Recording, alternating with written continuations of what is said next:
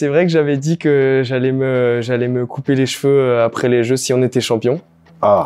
Et franchement, j'ai fait marche arrière parce que, justement, en fait, aujourd'hui, les gens me reconnaissent grâce à ça.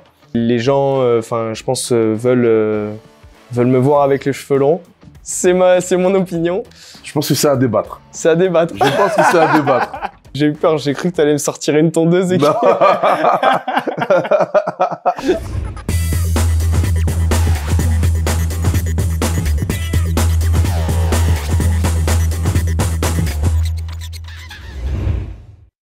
Salut tout le monde et bienvenue dans le Basta Show. C'est le 5e épisode de cette saison, le dernier de l'année 2024.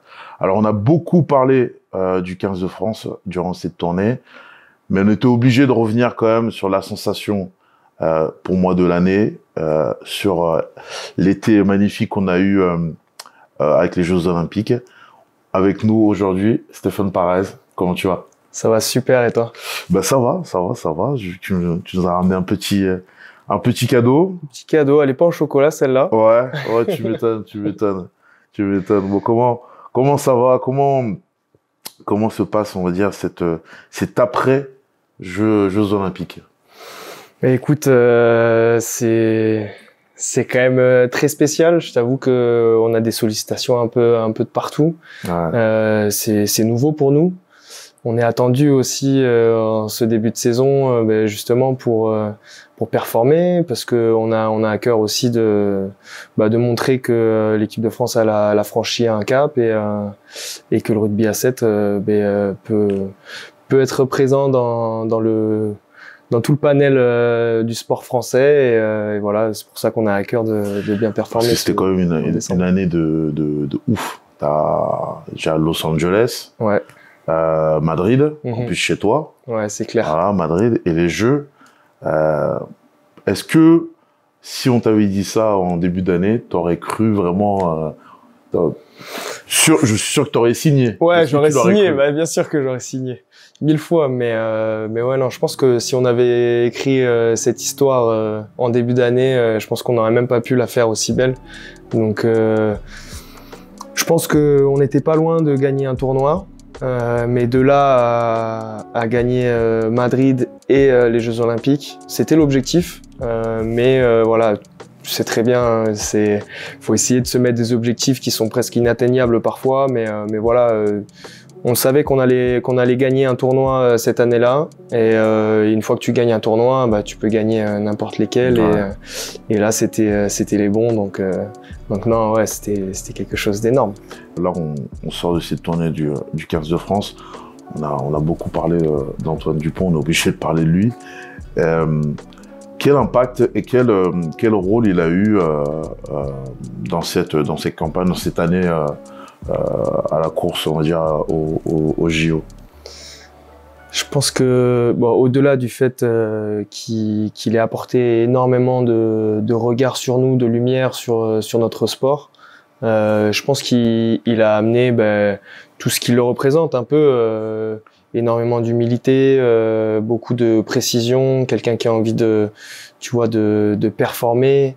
On avait à cœur de lui offrir justement un titre qui peut pas forcément avoir avec le rugby à 15. Donc il est venu avec nous justement avec un but précis, c'était d'avoir l'or. Bon, il touche à tout, à chaque fois qu'il touche à quelque chose, il le transforme en or. C'est quelque chose de dingue. Mais voilà, je pense que au sein de l'équipe, il a réussi à peut-être à élever inconsciemment le niveau de l'équipe, donner une confiance supplémentaire qui du coup nous a permis de faire des grandes choses et voilà, là-dessus on lui en sera à jamais reconnaissant. Après voilà, il y a énormément de joueurs aussi qui n'ont pas forcément participé aux Jeux Olympiques, qui ont œuvré pendant des années pour cette équipe-là et il faut aussi qu'on ait ça aussi en conscience. Tu vois. Est-ce que tu peux nous dire un peu qu'est-ce qui a été vraiment le déclic? Je pense que Antoine en fait partie, mais vous en tant que groupe, qu'est-ce qui a fait que vous avez élevé votre niveau de jeu? Parce que comme tu l'as dit, souvent vous avez été proche de gagner un tournoi, ouais. Mais ça passait à ça. Qu'est-ce qui a fait que voilà, Los Angeles et après c'est parti? C'est une bonne question. Franchement, je pense pas qu'il y ait quelque chose de vraiment qui s'est fait ponctuellement à un moment, mais je pense que ça a vraiment été une construction sur le fait que si on regarde les années passées, justement la performance a commencé à grimper au fur et à mesure des années et je pense que le déclic ça a été plus dans le fait que chaque joueur s'est approprié le plan de jeu, s'est approprié les objectifs qu'on s'était donnés et en fait œuvrer à chaque entraînement pour ça en fait. Et on s'élevait chacun au fur et à mesure à chaque entraînement pour en ressortir meilleur et comprendre aussi pourquoi on fait cet entraînement, pourquoi, enfin, on essayait de transposer un peu tout ce qu'on faisait, on essayait de le transposer en match sur le terrain et je pense que c'est le fait que vraiment tout le monde ait eu cette notion, c'est accaparé un peu cette mission et s'est dit en fait c'est ma mission de le faire et je pense que grâce à ça on a réussi à performer au fur et à mesure et évidemment je pense que l'arrivée d'Antoine Dupont ça nous a inconsciemment tous fait élever notre niveau de jeu parce qu'on n'a pas envie de passer pour un mauvais joueur à côté de lui, tu vois, on en parlait tout à l'heure, mais voilà, je pense qu'il y a tout ça qui a fait que le déclic est passé, et puis à Los Angeles, on a eu des bons tirages, et on se sentait puissant en fait. Ouais. On se sentait puissant, on savait que personne ne pouvait nous gagner, et on avait peur, enfin on craignait personne, et parce que ça a roulé. Los Angeles, c'était quoi? Ça faisait 10 ans déjà sur le circuit, 19 ans d'attente avant ce titre. Il n'y avait pas forcément de pression, mais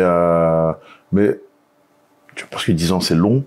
T'as jamais perdu espoir? Franchement, je t'avoue que il y a eu des moments, mais rien qu'au début de saison, je suis allé voir mon coach, Jérôme Darret, je lui ai dit, écoute, Jérôme, j'en ai ras le cul, on fait que perdre, on est à ça, je comprends pas, on se tue à l'entraînement, je veux pas croire que les autres, ils s'entraînent plus que nous, parce que franchement, il y a personne qui trichait, et voilà, et quelques mois plus tard, tu vois, tout s'est débloqué. Je pense qu'on avait besoin justement d'un déclic, enfin de gagner une première fois pour comprendre que toutes les fois où on est passé à côté, c'est vraiment un détail et en fait l'émotion elle est totalement différente sur le terrain et c'est ces choses-là en fait qu'on va chercher. Et une fois que tu l'as eu, tu sais que il y a des moments clés dans un match, il y a le moment peut-être émotionnel qu'il faut réussir à cadrer et qui va te permettre justement de franchir un cap et d'être meilleur que l'adversaire durant le match. C'est parti un peu entre guillemets du process.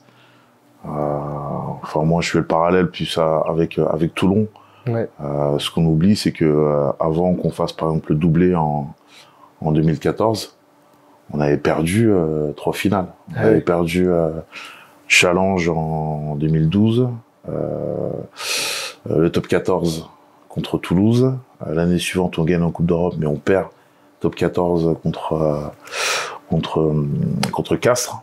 Donc, je te cache pas, quand on est arrivé sur le terrain en 2014, on n'était pas forcément très serein. Quand tu perds 2 finales comme ça. Mais tu vois, on dit souvent, on perd pas, on apprend et je pense que c'est ça aussi qu'il faut réussir à retenir. Alors nous, on a eu beaucoup de chance, c'est que pendant des années, on n'a pas changé de groupe. Le groupe est resté le même, donc on a acquis aussi beaucoup d'expérience, beaucoup de défaites aussi. Et voilà. Et si tu veux, aujourd'hui, on s'était pas qualifié pour les JO de Tokyo en 2020. On est arrivé jusqu'à Paris avec les dents tranchantes et c'est ça aussi qui a fait notre force, je pense. Ouais, tu m'étonnes. Et après, comme je disais avant, il y a aussi une victoire. Je pense que te tenait particulièrement à cœur. Ouais. C'est celle à Madrid. Ouais, c'est clair. Alors explique-moi. parce que c'était la grande finale. En quoi ça représente comme un titre de champion du monde, c'est ça? C'est ça, en fait, celui qui gagnait Madrid, donc, qui était le 8e tournoi du championnat. D'accord. Donc à la base, il fallait déjà se qualifier pour disputer le titre à Madrid. D'accord. Donc on est 12 dans le championnat. Les 8 premiers vont à Madrid, donc au 7e tournoi. Les 8 premiers vont à Madrid pour gagner le championnat. Et les 4 autres jouent le barrage pour le maintien avec les 4 autres de la division inférieure. Okay. Et voilà. Et en fait, c'était la première année que ça se faisait. D'habitude, c'était sur un championnat continu. Oui, voilà. Et cette année, ils ont mis Madrid et voilà, celui qui gagnait le championnat entier du coup. Et du coup, c'est arrivé à ce moment-là. Donc, on est les premiers avec ce système-là d'avoir profité justement de ça. Et c'est la première fois que ça se fait au sein de l'équipe de France. Donc ouais, non, on a marqué l'histoire aussi. Grâce à ça, et moi j'en suis encore plus content parce que, comme tu dis, Madrid c'était la maison quoi. Ouais. C'est la maison. J'ai vécu 3 ans. J'ai commencé le rugby là-bas, au lycée français de Madrid, avant d'intégrer le PUC en revenant à Paris. Mais voilà. Et puis après, j'ai toujours gardé un lien avec Madrid. J'ai de la famille aussi qui est là-bas, et du coup jouer là-bas, enfin. Devant eux, ouais, c'était juste, ça devait faire quelque chose. Ouais, émotionnellement, c'était dingue. Un truc que tu disais, parce que forcément, Los Angeles après et Madrid, tu disais que vous n'étiez pas forcément habitué à être sous la lumière. Comment vous l'avez géré? Parce que je dirais pas du jour au lendemain, parce que c'est quand même l'équipe de France à 7, mais forcément il y avait moins de lumière que par rapport aux 15, ou même les filles qui avaient des, on va dire, des meilleurs résultats. Comment vous l'avez géré ça, surtout en plus avec l'arrivée d'Antoine? Mais on a essayé d'établir un cadre, je pense, voilà, que avec la Fédé et avec la communication, le service de com, où vraiment on a essayé de faire en sorte de se protéger un maximum des sollicitations, essayer de les envoyer directement vers eux dès qu'on en avait. Et puis après, je pense qu'il y a aussi une partie qui est quand même assez marrante. Bon, c'est vrai qu'il y a des joueurs qui détestent ça, d'autres qui se plaisent un peu plus à l'exercice, mais c'est intéressant. Et puis tu vois, comme tu l'as dit, moi j'entame ma 11e saison de rugby à 7. Depuis la première année, mon but c'était un peu de mettre un peu de lumière sur le rugby à 7, parce que je trouve que c'est une discipline qui est incroyable, qui a une culture de dingue et qui mérite d'être un peu plus connue. Et en fait, voilà, le fait qu'il y ait des médias qui commencent à s'intéresser, c'était très plaisant. Alors au début, c'était un peu difficile de se libérer, d'avoir les bons mots, mais ouais, non, c'était une bonne chose quand même. C'était une très bonne chose. Et il y a un truc aussi, moi, que j'ai kiffé, c'est maintenant, que ce soit dans les clubs, dans les sélections, il y a beaucoup de inside. Ouais. Et je trouvais que l'inside qui était fait avec vous, il était vraiment bien, parce que tu voyais vraiment une grosse cohésion. Je vois une grosse cohésion depuis l'extérieur. Je vois quand Antoine il arrive, vous lui faites faire des burpees, même la danse. Je pense que vous l'avez fait au moins 40 fois là, maintenant. Ouais. Franchement, la danse, on en a marre. On en a marre. J'imagine. Là maintenant, mais tu sais, quand on nous demande encore. D'où c'est venu ça? D'où c'est venu, je pense que en fait c'est notre coach qui a voulu nous ouvrir à plein d'autres disciplines, plein d'autres choses, essayer de créer quelque chose d'identitaire, c'est-à-dire que on a essayé de mettre du sens à ce que c'est que de mettre le maillot de l'équipe de France et ce que c'est que représenter l'équipe de France, tu vois. Parce que c'est bien, tu vois, tu mets le maillot, ok, il est beau, t'as le coq qui est dessus, mais qu'est-ce que ça veut dire? Ouais, je représente la France. D'accord, mais qu'est-ce que ça veut dire? Je représente ma famille, mes potes, Et ouais, mais du coup, le peuple français, comment tu veux le représenter? Enfin, par quel biais? Et en fait, on a essayé de s'accaparer un peu de toutes ces expériences un peu annexes du rugby, tout en essayant de graviter justement autour du rugby encore, pour que ça puisse nous nourrir sur le terrain. Et du coup, voilà, on est monté à la Tour Eiffel, on a fait un physique à la Tour Eiffel en montant les marches. On a fait Montmartre aussi, les dunes du Pilat. On est allé en Nouvelle-Calédonie, on a fait du VA.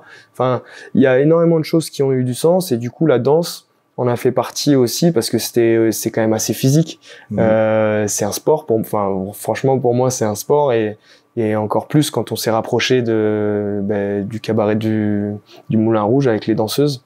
C'est que c'est une image, elles ont une image qui est quand même d'excellence à la française dans le monde entier. Et voilà, c'est ça qu'on est allé chercher chez elles, et on a essayé de créer justement cette danse identitaire qui était pas du tout prévue à la base pour si on gagnait un tournoi ou quoi que ce soit, mais juste pour travailler la coordination, la maîtrise du tempo.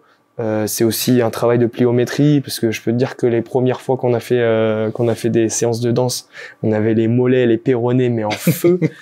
Et du coup, c'était hyper intéressant, et il y avait énormément de communication. Et toutes ces choses-là, on a essayé. Il y a le mapping aussi, c'est-à-dire qu'on va essayer de se placer comme avant une danse. Quand tu le vois, les danseurs, ils se mettent à des endroits assez précis pour que ça rende quelque chose d'esthétique. Et c'est un peu ce qu'on fait au rugby à 15 ou à 7 quand on prépare un lancement. Ouais.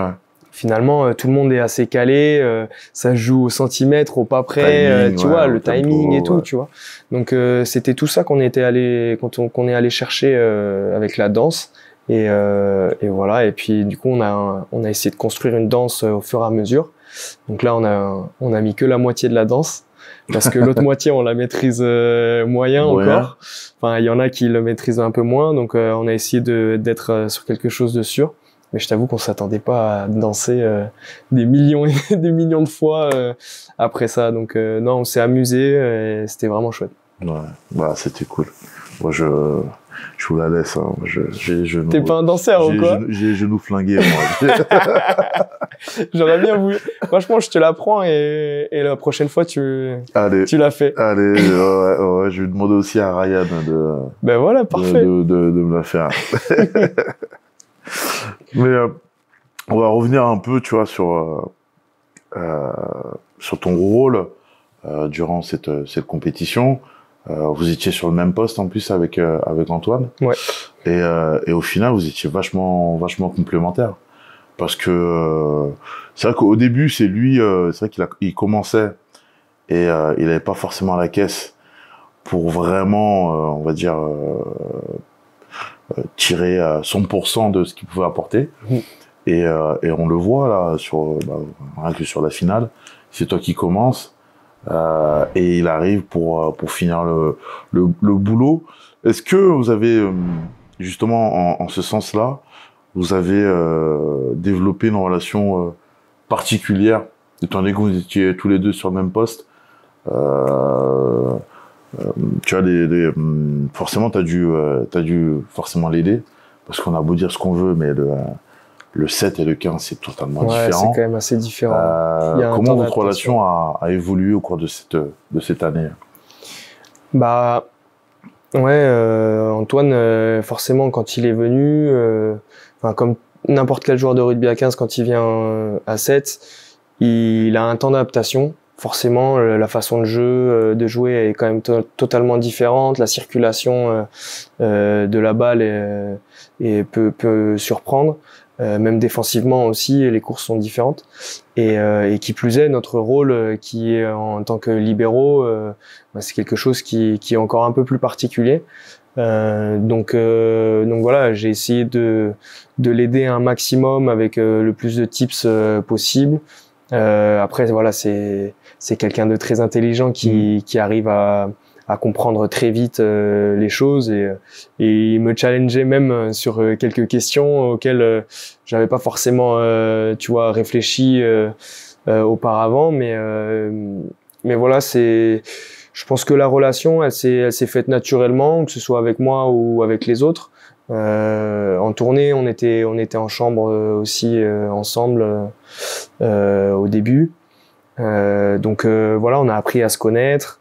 Je sais que c'est quelqu'un qui est quand même, je vais pas dire timide, mais qui est plutôt réservé. Et voilà, j'ai essayé un peu de le mettre le plus à l'aise possible pour qu'il puisse s'ouvrir un maximum. Et oui, non, notre relation, ben forcément, elle est, ouais, je pense que on a créé quelque chose de particulier. Enfin, en tout cas, à mon sens, justement parce qu'on travaillait ensemble, que voilà, j'ai senti le respect qu'il avait pour moi aussi, du fait que ça faisait des années que j'attendais ça et que du coup, ben il était très heureux pour moi de pouvoir m'offrir ce genre de choses. Tu vois, comme nous, on a été très heureux de pouvoir lui offrir la médaille olympique. Mais voilà, il y a quelque chose qui est pas forcément palpable, mais ouais, qu'on a pu créer ensemble durant tous ces mois de prépa, ouais, et de compétition. Et là, là il y a Dubaï qui arrive et qui sera d'ailleurs en exclusivité en direct sur Rugby Pass TV. Est-ce que tu es prêt, justement, tu disais, pour ta 11e saison? 11e saison, 11e saison. C'est long, hein? C'est long. C'est pas toi que je veux dire ça. Ouais. Est-ce que je suis prêt? Ben ouais, hein, je m'entraîne pour. Après voilà, on va donner le meilleur de nous-mêmes sur cette compétition qui commence à être bien serrée. Ouais. Mais ça va être intéressant parce que c'est le début d'un nouveau cycle. Donc il y a énormément de nouvelles équipes. Il y a les équipes qui étaient en 2e division qui montent, notamment le Kenya, parce qu'on les a pas vus cette année. Et puis des équipes qui sont en reconstruction, un peu comme nous. Ouais. Donc ça va être hyper intéressant. En plus, c'est après le titre olympique, donc vous avez une cible totalement sur le dos. Ouais. Nouveau sélectionneur, des nouveaux joueurs. On a vu là, par exemple, il y a beaucoup de joueurs, il y a pas mal de joueurs qui ont switché, qui sont passés à 15. Ça va être intéressant de voir ça. Ouais, Benoît Babi, qui était, je disais, nouveau sélectionneur, qui était avec les moins de 20, qui est passé à 15. Moi, pour la petite anecdote, c'était ma première sélection en 15 de France. Énorme. Je l'ai faite avec lui, il était numéro 10. J'étais avec Yannick Josion au centre et Benoît était numéro 10. Et il avait un surnom ou pas? Alors moi, je le connaissais pas à ce moment-là, mais il y en a qui l'appelaient un peu le Grinch. Il avait tendance à grincher apparemment. Donc moi, j'étais jeune, donc j'osais rien dire. Ouais, je vais lui demander d'où ça vient. Mais voilà. Je lui demanderai d'où ça vient. Je sais qu'il il a un sacré tempérament. Il a un sacré tempérament. Et justement, quelles sont tes premières impressions de Benoît? Sur son nouveau rôle? Bah déjà de l'avoir en tant que coach, c'est énorme parce que c'est quelqu'un qui a prouvé en tant que joueur, qui a une très belle carrière, qui a pas été épargné par les blessures, mais voilà, je me souviens de lui quand il jouait, c'était un très très bon joueur et il nous a fait rêver. Et là, du coup, de rencontrer l'homme, parce que c'est aussi le rugby à 7, c'est quand même aussi une aventure humaine, parce qu'on est H24 ensemble pendant des semaines et des semaines ensemble. Donc c'est de le rencontrer, de voir un peu la personnalité qu'il est. C'est quelqu'un d'assez qui a l'air un peu réservé au premier abord, mais qui réfléchit constamment, qui adore ça, qui est passionné par le rugby et ça se sent. Il transpire ça et en tant que coach, c'est marrant parce qu'il a une autre façon de s'exprimer par rapport à Jérôme Darey et donc on va apprendre un peu à le connaître en tant que coach aussi et ça va être hyper intéressant.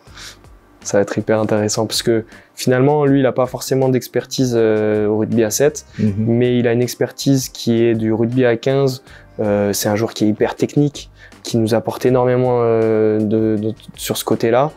Et c'est cool parce que c'est du renouveau et je pense que ça va faire du bien à l'équipe. J'espère qu'on performera bientôt là à Dubaï. Ouais, justement avec une belle poule, avec l'Afrique du Sud, l'Australie, le Kenya que tu me disais qui vient de remonter, on va dire en première division. Déjà, ça a commencé, ça va être chaud. Ça a piqué. Ouais. Ça a piqué. Bah, les Kenyans, je pense que égal à eux-mêmes, ils vont être surmusclés. Donc, ils vont essayer de nous mettre des raffus et nous proposer un jeu très costaud. Et puis les Sudaf, pareil. Hein, les Sudaf, c'est toujours des matchs compliqués, des petits qui vont super vite, qui sont quand même assez gainés, qui font mal, qui sont durs au contact, et des crochets de dingue. Donc ça va très vite. Et l'Australie qui lâche rien. Eux, ils sont tout à l'énergétique et sous le cagnard de Dubaï, ça va piquer. Ça va piquer. Mais rien que d'y penser, là, ça me fatigue, tu vois. On aurait peut-être besoin d'un pilier. Non. Mais tu sais que je suis champion de France à 7 quand même. Hein. Ah, bien ça. Je le dis des fois, histoire de rappeler, voilà. quand même, mais bon, j'avais 18 ans, 19 ans. C'était quoi, avec l'IDF? Exactement. Ouais. Exactement. Stylé. On avait une sacrée équipe d'ailleurs. Wesley Fofana, Antoine Burban, Terry, les anciens. Terry, vite. Terry, il était là. On avait une sacrée équipe. On avait battu l'Armenais Bigorre, je crois, en finale. Ça t'a marqué. Ça m'a marqué. C'était à Brive. Bon, franchement, on s'était régalé. On va parler un petit peu plus de toi, personnellement. Comme on l'a dit tout à l'heure, forcément, la victoire à Madrid, elle a eu une saveur particulière parce que, tu as passé 3 ans là-bas, tu as de la famille, t'as encore de la famille. Bon, déjà, tu l'as dit, mais le premier truc, le point négatif, c'est que tu as commencé au PUC. Pour ceux qui ne savent pas. Pourquoi c'est négatif? PUC, moi qui suis passé par Massy, PUC-Massy, c'était une sacrée rivalité en école de rugby. Ouais, mais t'es pas passé loin de jouer au PUC aussi. T'es pas censé le dire, mais...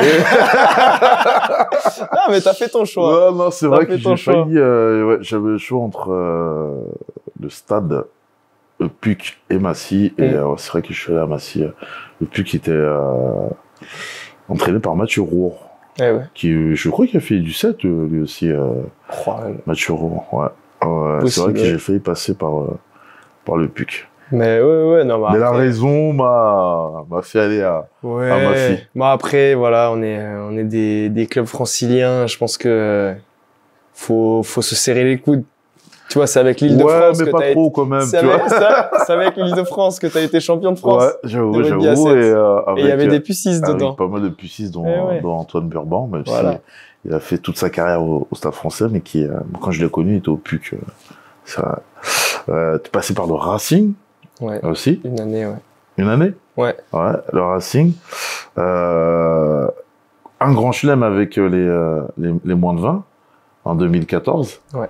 Ça aussi, ça t'a marqué? Ouais, mais bien sûr, toutes les aventures des équipes de France jeunes, et forcément les moins de 20, vu que c'est la dernière étape, c'était des souvenirs de dingue. Il y a la Coupe du Monde aussi, avec la génération au-dessus, en France, à La Roche-sur-Yon, où on finit, je crois, 5e. Ouais, c'est ça, 5e. Mais oui, et de faire le grand chelem, avec l'équipe de dingue qu'on avait, c'était une aventure de dingue.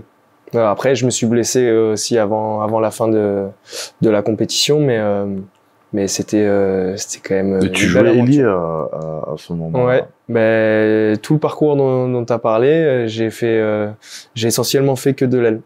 D'accord. Donc j'étais un ailier qui se proposait un peu partout, qui avait un bon cardio, et voilà. Après, 4 Deb, hein, tu connais. Et justement, qu'est-ce qui t'a fait, toi, t'as commencé justement à Dubaï en 2013. Qu'est-ce qui t'a fait switcher à 7? Alors j'avais commencé à Wellington en Nouvelle-Zélande, mais c'était en 2013 et qu'est-ce qui m'a fait switcher? C'est le fait justement de voyager, de voir aussi le fait que à chaque fois que je revenais à 15 après une tournée de rugby à 7, je me sentais beaucoup mieux. J'étais plus à l'aise sur mes passes, sur mes duels offensifs comme défensifs, et ça se sentait. Et en fait, voilà, je me suis dit bah écoute, ça s'est pas forcément bien passé avec le Racing, ouais. parce que comme t'as dit, j'ai été formé à l'aile et en fait à ce moment-là, je cherchais une formation un peu en plus en demi-mêlée pour avoir le double poste. Et il m'avait fait miroiter le fait de pouvoir avoir cette formation-là et en fait je l'ai jamais eu. Et à ce moment-là, j'ai eu la proposition d'aller avec l'équipe de France de rugby à 7. Et je me suis dit, au lieu de jouer en espoir, c'est peut-être mieux de jouer contre des pros Néo-Z, Sudaf, Fidjiens et tout ça. Je vais beaucoup plus apprendre. Et puis forcément, les JO 2016 à l'horizon, ça faisait un bel objectif. Et voilà. Et à la base, je me suis dit, j'y vais y aller juste pour 2-3 ans. Ouais. Et voilà, hein, j'ai été piqué, j'ai pas su revenir et j'ai pris énormément de plaisir à faire que du 7, ouais. Et durant justement ces 10 ans, t'as pas eu d'opportunité de repasser à 15 ou pour toi le 15 c'était de côté et focus sur le 7? Alors des opportunités, j'en ai pas eu. Parce que déjà je travaille pas forcément avec un agent. Cette année j'ai essayé justement de rebasculer. J'ai pas eu de touche. Ça m'aurait intéressé. Et d'ailleurs je me renseignais pour aller voir au Japon ce qui pouvait se faire. Ouais. Mais le timing avec les saisons c'était un peu compliqué. Mais j'aurais bien voulu justement faire du rugby à 15 et venir souvent au rugby à 7.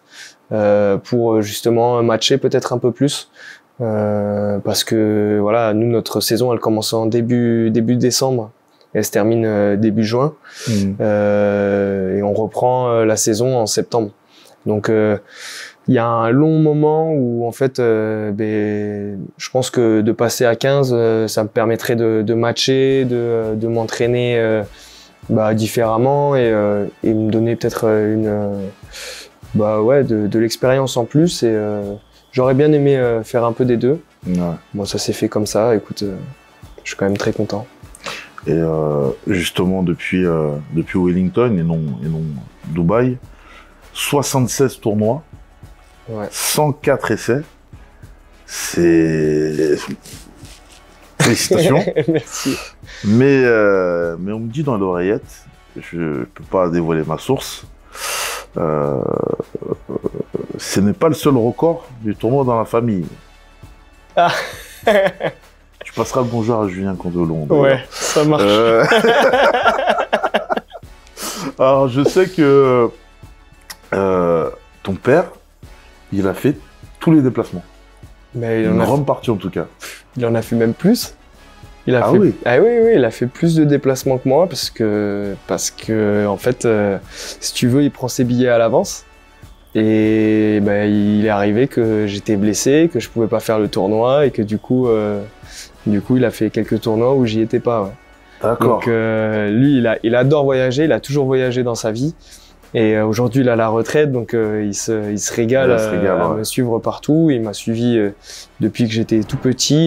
Il a toujours été parent dirigeant au PUC, tu vois. Ouais, donc il a été impliqué tout en prenant énormément de recul sur le jeu, parce que il a jamais réellement joué au rugby, donc il n'a pas énormément de notions. Donc il a appris au fur et à mesure, même s'il adore regarder tous les sports, mais le rugby en général. Et mais ouais, donc j'ai de la chance d'avoir mon père qui vient me voir, mais partout. partout. Même quand on était à Moscou, Édimbourg, les tournois qui existent plus maintenant, mais ouais, il est. C'est énorme, ça. Ouais, j'ai de la chance. Et du coup, bah, je suppose que pendant les JO, il était là. Ouais. Avec la famille, ça a dû être particulier quand même. Quand tu gagnes une médaille d'or, même pour lui, parce qu'il a vu, comme tu dis, il a fait tous les tournois, donc il vous a vu des fois galérer, échouer. Ouais. Pour lui, ça a dû être aussi une émotion, peut-être même plus que toi. Ouais. Ouais, je pense, je sais pas, hein, mais tu l'as jamais taxé la médaille pour aller les montrer? Il m'a pas encore demandé la médaille juste pour le montrer à ses potes. Enfin, de toute façon, toute la famille, les amis qui devaient l'avoir l'ont vu. Mais ouais, non, c'était une émotion de dingue. Enfin, dans ce stade qui était plus que bouillant. C'est vrai qu'il y avait une grosse ambiance au Stade de France. Il y avait une ambiance de dingue. Et bon, nous, on n'a pas forcément l'habitude parce qu'on joue jamais à domicile. Réellement, on joue dans des beaux stades, notamment Dubaï, je pense qu'il y a au moins 40 000 personnes. Cape Town, c'est un stade qui est ouf aussi. Mais là, d'avoir les plus de 70 000 personnes qui étaient juste pour nous, c'était dingue. Et du coup, au coup de sifflet final, mais un mélange d'émotions. Forcément, on pense à la famille, à mon père, à mon frère, à ma mère, à ma copine, à ma belle famille. Enfin, et forcément, c'est des moments qui sont presque indescriptibles parce que il y a énormément d'émotions qui se mélangent, beaucoup d'amour et ouais. C'était un bon moment. Quand tu gagnes des titres comme ça, t'as une espèce de review. Tu vois tout défiler. Ouais. Tu vois, c'est vrai. Toutes les galères que tu as pu avoir. Il y a tout qui défile dans ta tête. C'est un moment un peu particulier quand tu gagnes un titre. T'es au ralenti. C'est vrai. C'est ouf, hein. Ouais. Mais tu vois, ce moment-là, je le vois. C'est le coup de sifflet final. Moi, j'étais remplaçant à ce moment-là. Je rentre sur le terrain et quand je suis en train de courir, justement, j'ai des espèces de flashbacks, mais ça va à une vitesse folle, tu vois, mais il y a plein de sentiments qui rentrent et je prends une claque, quoi. On nous a dit, vous allez voir, si vous arrivez à devenir champion, ça va vous dépasser et tout, et on a essayé de se préparer, mais ça nous dépasse. On n'est jamais préparé à des émotions comme ça. C'est juste ouf. Ah ouais. Et maintenant, c'est Objectif Los Angeles 2028. Ouais. Avec un titre à défendre. Alors même si c'est vrai que ça paraît loin, mais ça va arriver vite quand même. Clairement. Et pour toi, c'est quoi l'objectif? Forcément, garder cette médaille, mais toi, durant ces 4 ans, possibilité de battre un record déjà. De quel record tu parles? Le record d'essai. Ah oui, ouais. 104. Après, Le record, c'est Terry à 131. Ouais. Ouais, c'est quelque chose. C'est un Après, objectif. Hein. Ouais, c'est un objectif. Moi, j'ai jamais trop été quelqu'un qui était très statistique. Je t'avoue que même le nombre de tournois, le mien, je demande à Paulin Riva qui s'occupait de pointer un peu à chaque joueur avec son petit tableau Excel parce que en fait, on n'a pas trop de références là-dessus, de suivi. Mais donc c'est assez drôle mais ouais. Après, faire des records, essayer de. Moi, mon but mon but premier sur ces 4 ans, c'est essayer de transmettre énormément d'expérience, de faire en sorte que tous les nouveaux joueurs qui découvrent justement le Seven Series là cette année puissent acquérir un maximum d'expérience le plus vite possible pour que l'équipe de France soit la plus compétitive le plus rapidement et dès qu'on arrive à justement parce que là il va y avoir un déclic, il va falloir qu'on arrive à trouver ce déclic pour gagner aussi un tournoi parce que c'est un nouveau cycle, nouveaux joueurs. Il y en a qui ont pas gagné un tournoi, donc il va falloir que tout le monde gagne le tournoi pour qu'on puisse être capable de gagner Los Angeles. Donc c'est ça l'objectif majeur. En parlant de record, on va parler aussi de de sélections. 381 sélections. T'es en concurrence avec l'Ogel, 427. Est-ce que vous allez vous tirer la bourre pour savoir qui va finir avec le plus de sélections? Non, mais avec Joe, ça a toujours été ça. On a été coloc pendant des années. On n'a jamais été trop à la course de ça. Et puis on sait qu'on est arrivé à un moment donné où finalement on a été les premiers jeunes vraiment à faire une carrière entière dans le rugby à 7. Donc c'est vrai que c'est des chiffres qui sont impressionnants, mais qui seront peut-être jamais égalés parce que le système est en train de changer, que c'est plus des joueurs de rugby à 15. Enfin, l'équipe de France de rugby à 7 redevient une sélection parce que aujourd'hui il y a énormément de joueurs qui savent jouer au rugby à 7 maintenant. Et du coup, bon bah ouais, ça serait drôle de finir pas très loin de lui, ou alors au même nombre de sélections. Ce serait chouette, ce serait un beau clin d'œil. Pourquoi pas atteindre 100 tournois? 100 tournois, mais Ce serait beau ça. ce serait très joli, ouais. Ce serait très joli. Alors on me dit aussi, dans l'oreillette... Oh là là, l'affreux, il s'est renseigné, quoi. J'étais obligé de faire mon investigation. Vas-y, dis. On me dit que t'es un grand passionné de cuisine. Ah ok, ouais, ça va. Ouais. C'est soft, hein. C'est bien. Je suis pas là pour être mal à l'aise. J'ai peur. Et qui justement, c'est toi le responsable des sorties resto sur le circuit. Alors ça l'a été pendant les jeux, puis après il y en a qui ont trouvé que les sorties étaient un peu trop chères, un peu trop chères. On n'est pas forcément d'accord avec tout le monde, mais voilà, donc du coup je leur ai dit bah écoutez les gars, prenez la main. Essaye de trouver des restos où tu manges à moins de 30 € sur Paris le soir, et je te laisse la main. Non, mais donc aujourd'hui c'est vrai qu'il y a toujours un ou deux joueurs qui sont un peu à l'initiative de ça. Moi j'adore la cuisine, donc si j'ouvre mon Google Maps, j'ai que des pins de restaurants, et voilà, ouais, j'adore ça. Imaginons là que moi je veux me faire toutes les étapes du circuit. Ouais. Si tu as un restaurant et un endroit à me recommander. Après, je suis pas difficile. Ouais, mais non, franchement, l'Afrique du Sud, au Cap, c'est quand même une destination qui est dingue. Le tournoi est fou. T'as de la nature partout, donc t'as l'océan, t'as la montagne, c'est verdoyant, c'est une culture de dingue. Et en fait, t'as un petit village de pêcheurs qui s'appelle Kalk Bay, où mon père justement a l'habitude d'aller là-bas. Et en fait, sur le port, tu peux manger des fish and chips qui sont juste incroyables. Bon, ça va. Je note parce qu'en plus, avec Toulon, on va en Afrique du Sud. Ouais. Début décembre. Je note. Mais ouais. En plus, on joue les Stormers, donc. Ah bah vous y serez alors. Ouais. Tu me donneras l'adresse. Ouais, pas de souci. Et dernière info qu'on m'a donnée aussi dans l'oreillette, parce que tout à l'heure on parlait de Grinch.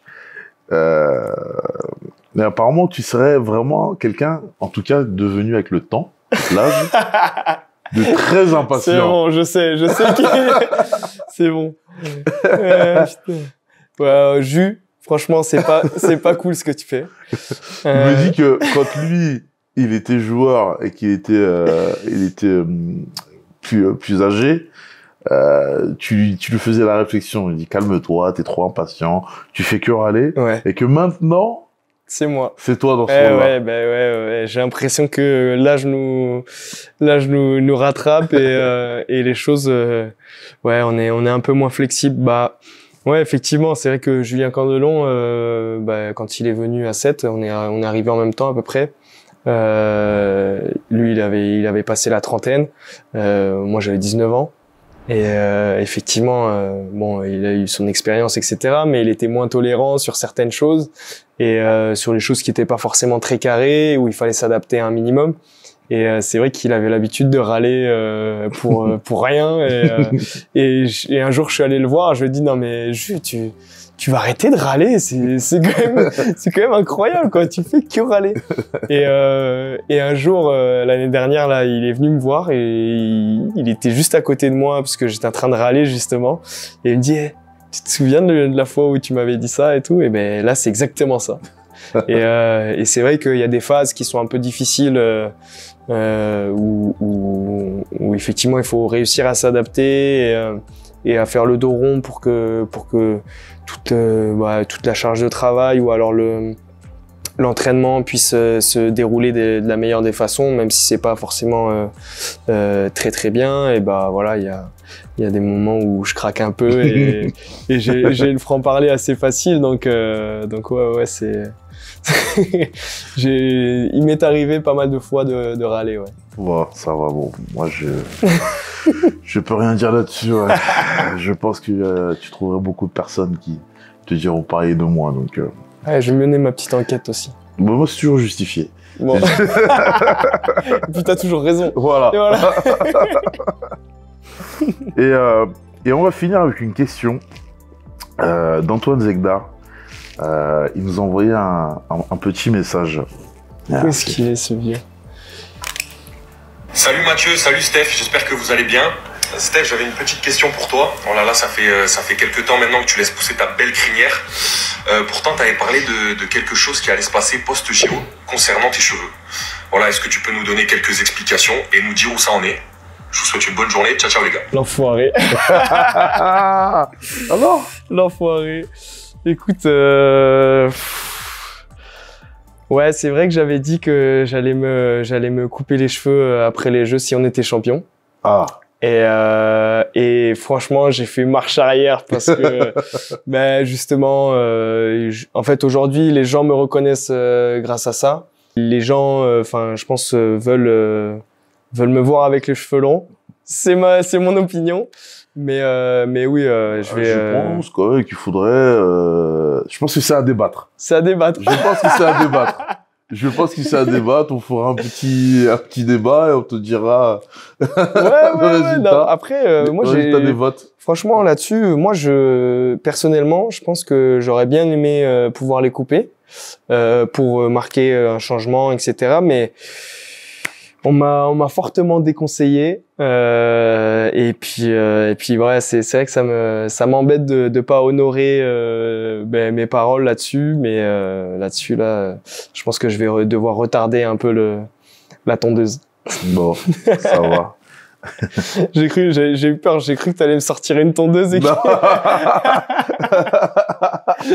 Non, quand même pas, quand même pas. Quoique si, on a une petite tondeuse, on peut improviser un truc, non? Non, ça va. Ça va?